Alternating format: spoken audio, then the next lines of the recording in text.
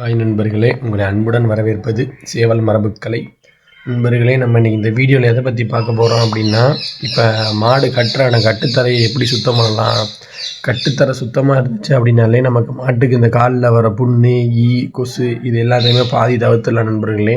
இப்போ பாருங்கள், மழையின் காரணமாக நம்ம கட்டுத்தரை பாதி நனையாமல் எப்படி இருக்கும் அப்படின்னு சொல்லிட்டு சாணியை இந்த மாதிரி ஒரு ஓரமாக குமிச்சிக்கிட்டே வந்தோம் அப்படின்னா நம்ம கோழி வச்சுருந்தோம்னா கோழிக்கு யூஸ் ஆகும். அப்படி இல்லைன்னா எங்கள் தேவட்டையை பொறுத்தவரை இந்த பண்ணையில் கொடுக்குற நண்பர்களே ஒரு டிராக்டர் வந்து 2500 வாங்கிடுவாங்க. நாங்கள் சாணி எல்லாத்தையும் அள்ளி குமிச்சாச்சு.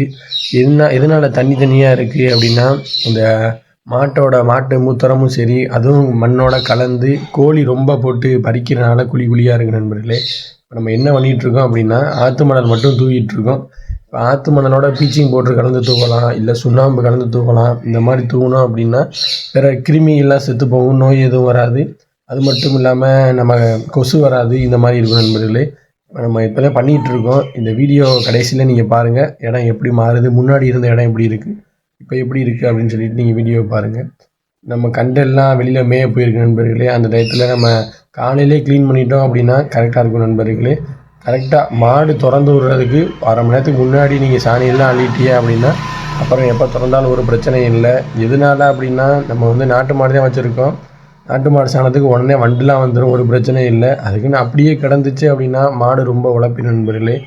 ஆற்று மணலில் சுண்ணாம்பும் கலக்கலாம், அப்படி இல்லை வெள்ளை சுண்ணாம்பு கலக்கலாம், அப்படி இல்லைன்னா பீச்சிங் பவுடர் எது கலந்தாலும் சரி நண்பர்களே. இப்போதைக்கு நம்ம இந்த வீடியோவில் வெறும் சுண்ணாம்பு தான் போடுறோம். அதுக்கப்புறம் விளக்கமாக அதை வச்சு லைட்டாக அப்படியே இழுத்து விட்டோம் அப்படின்னா இடத்த பாருங்கள் எவ்வளோ சுத்தமாக இருக்குது அப்படின்னு. மண் தரைக்கு மட்டும்தான் நண்பர்கள் இது செட் ஆகும், நம்ம கட்டாந்தரைக்கு இது செட் ஆகாது. மாடு மேய்ஞ்சிக்கிட்டு இருக்குது. இப்போ இதே நம்ம விரட்டி நமக்கு ஒரு சின்ன வேலை இருந்துச்சு, அதனால் ஒரு 5 மணிக்கு போகிற மாதிரி இருந்துச்சு. சரி அதோட மாடை அடைச்சிடுவோம், மழை நேரமாக இருக்குது அப்படின்னு சொல்லிட்டு மாடு நம்ம விரட்டி கூட்டிகிட்டு வந்துட்டுருக்கோம். ரொம்ப மழை டைமாக இருக்குது அப்படின்னா நீங்கள் காலையிலே, இப்போ நம்ம வெயில் டைம் அப்படின்னா 6 மணிக்கெலாம் மாடை அவுத்துருவோம், 6:30க்கெலாம் அவுத்துருவோம் நண்பர்களே. இப்போ ரொம்ப மழை டைமாக இருக்குது. இப்போலாம் மழை சீசனு, பனி சீசனு, அதனால ஈரம் இருந்தாலே மாடை புல்லை மேயாது.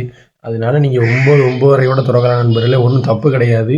மாடு வெயில் வந்ததுக்கப்புறம் திறந்தோம் அப்படின்னா அந்த பனியெல்லாம் போயிட்டு அதுக்கப்புறம் மாட்டுக்கு சளி பிடிக்காது, அந்த தொந்தரவுலாம் இருக்காது.